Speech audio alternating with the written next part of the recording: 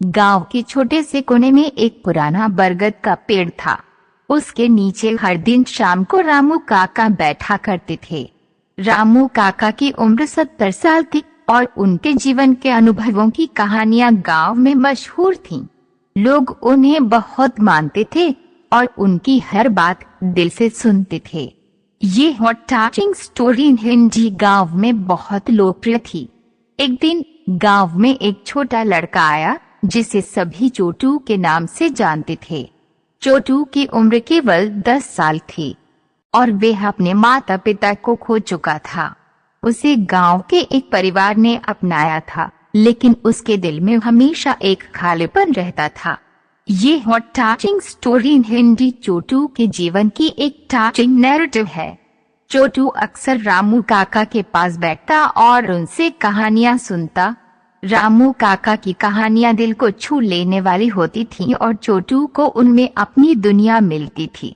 रामू काका ने भी चोटू में अपने बचपन की झलक देखी और उसे अपने बेटे की तरह प्यार करने लगे।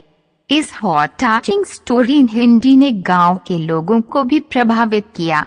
एक दिन रामू काका ने चोटू से कहा, बेटा, क्या तुम जानते हो कि इस बरगद के पेड़ के नीचे एक खजाना छुपा हुआ है? चोटू की आंखें चमक उठी। उसने पूछा, कहाँ काका? मुझे बताओ, मैं उसे ढूंढूंगा। ये heart touching story in Hindi का एक महत्वपूर्ण मोड़ था। रामू काका ने मुस्कुराते हुए कहा, धैर्य रखो बेटा, सही समय आने दो।